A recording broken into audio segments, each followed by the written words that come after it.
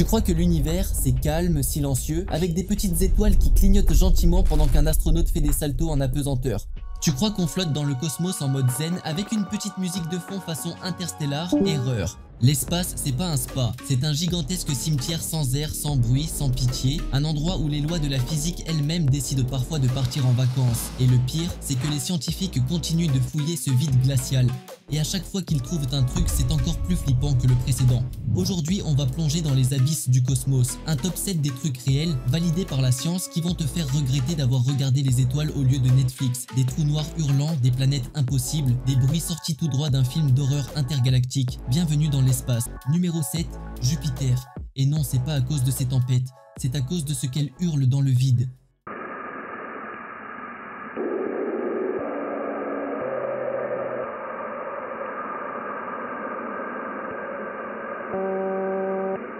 La NASA l'a appelé le chant de Jupiter. Moi j'appelle ça le son qu'un trou noir ferait s'il pouvait crier « fuyez ». Mais attends, c'est pas juste flippant. Ce son, il vient des émissions de plasma, des champs magnétiques complètement fous autour de la planète. Jupiter, c'est littéralement une boule d'électricité cosmique en mode hardcore. Et quand tu t'approches, elle te crie dessus comme si t'étais une erreur. Imagine, t'es astronaute, ta radio capte ce truc. Et t'as juste envie de couper le son, éteindre la combi et envoyer ton CV chez Lidl. Numéro 6, le vide de Boot. Tu vois un désert? Genre un grand truc vide avec 3 cailloux, un cactus et un chameau en dépression? Maintenant enlève le cactus, enlève le chameau et enlève les cailloux. Tu commences à capter le délire. Le vide de Boot, c'est un trou dans l'univers, mais pas un trou genre trou noir. Non, pire, c'est une zone de l'espace où il n'y a rien. Pas d'étoiles, pas de galaxies, pas de matière, juste le néant. Un vide de 330 millions d'années-lumière de diamètre. Oui, des centaines de millions d'années-lumière. De rien. Et le pire, c'est que ce vide ne devrait pas exister. Selon les lois de l'univers, il n'y a aucune raison pour qu'un endroit aussi gigantesque soit aussi vide. Les scientifiques l'ont découvert un jour, tranquille, en regardant le ciel. Et là, pouf, plus rien. Comme si quelqu'un avait supprimé une partie du cosmos avec l'outil gomme de Photoshop. Alors évidemment, les théories ont fusé.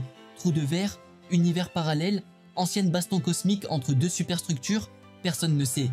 Mais une chose est sûre, si tu te retrouves dans le vide de Bootes, t'as plus de chances de croiser le néant que la lumière. Numéro 5, le pulsar de la mort. Oui, c'est pas moi qui l'ai inventé, c'est un vrai surnom donné par les astronomes. Et quand des types en blouse blanche commencent à parler comme dans un Marvel, c'est rarement bon signe.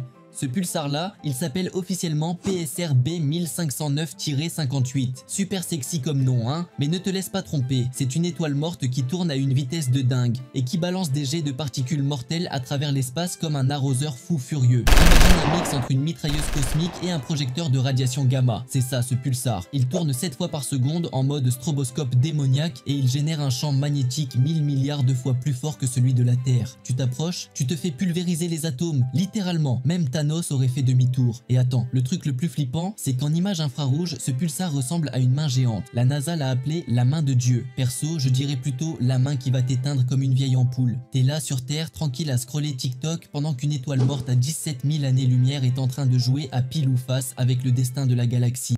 Numéro 4, le mur d'Hercule couronne boréale. Ouais, le nom claque, on dirait un sort dans Harry Potter, mais en vrai, c'est juste le truc le plus colossal jamais observé dans l'univers. Ce mur, c'est pas un petit muret de jardin, c'est une structure cosmique de 10 milliards d'années-lumière de long. Ça veut dire qu'il est presque aussi vieux que l'univers lui-même. Le problème, il ne devrait pas exister. Les lois actuelles de la cosmologie, celles qu'on enseigne aux scientifiques bien sages à l'école, disent qu'il ne peut pas y avoir de structure aussi immense. Ça viole les règles. C'est comme trouver un gratte-ciel de 300 étages au milieu du désert, sans route, sans électricité, sans rien. Juste, il est là. Le mur d'Hercule couronne boréale contient des milliards de galaxies regroupées ensemble. Et personne ne comprend comment elles ont pu se former aussi vite, ni pourquoi elles se sont rassemblées comme ça. Certaines théories parlent de fluctuations quantiques géantes.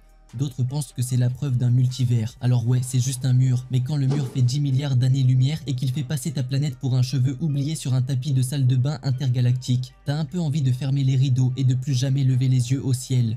Parfait, t'as tenu jusqu'au top 3. Là, on entre dans la zone rouge du cauchemar spatial. Voici le numéro 3, les étoiles zombies. Ouais, c'est pas un film de série B sur sci-fi, c'est réel. L'univers a littéralement inventé les morts vivants stellaires. Parce que pourquoi pas? Tu vois une étoile normale? Elle vit sa vie, elle brille, elle fusionne de l'hydrogène, tout va bien. Puis elle meurt, elle explose, elle devient une naine blanche, une sorte de cadavre céleste tranquille. Mais certaines naines blanches, elles disent « Non mais je suis pas morte en fait !» Et là, boum, elles explosent de nouveau. Mais genre 2 fois. Une supernova qui survit à sa propre mort et qui pète une seconde fois comme une vieille batterie en surchauffe. Les scientifiques pensaient que c'était impossible. Parce qu'une fois qu'une étoile a explosé, il n'y a plus rien à faire. Rideau. Fin du film. Mais non. Ces étoiles-là réussissent à rallumer leur cœur nucléaire à partir des débris. Comme si un cadavre se relevait en criant « J'avais pas fini moi !»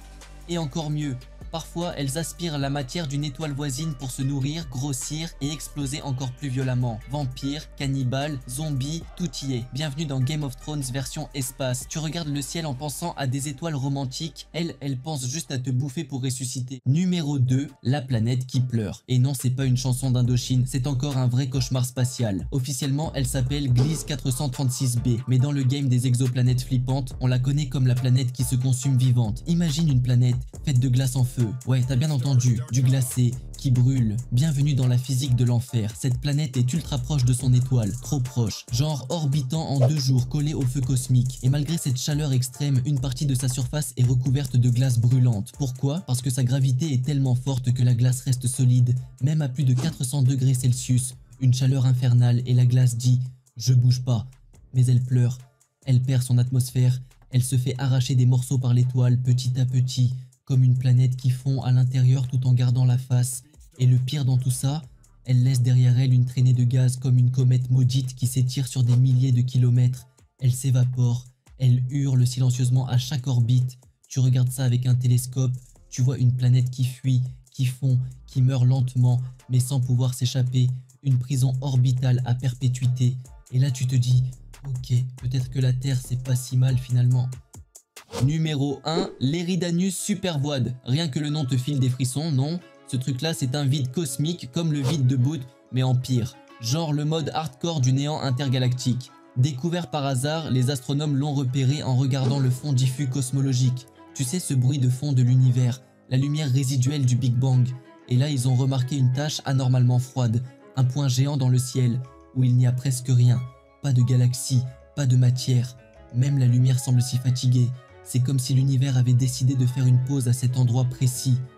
Et attention, ce vide fait environ 1,8 milliard d'années-lumière de diamètre. C'est le plus grand trou jamais observé dans le tissu de l'univers. Et personne, je dis bien personne, ne sait comment c'est possible. Certaines théories parlent d'un effondrement de matière noire. D'autres évoquent carrément une interaction avec un univers parallèle. Mais le plus flippant, c'est que ce vide pourrait avoir affecté la formation de notre propre univers. Comme une cicatrice géante dans l'espace-temps, laissée par quelque chose qu'on ne comprend pas. Quelque chose de trop grand ou de trop ancien. Ce n'est pas juste un endroit vide. C'est un endroit où la réalité elle-même semble flancher, un coin de l'univers qui dit « Tu croyais comprendre comment tout ça marche? T'as rien vu ».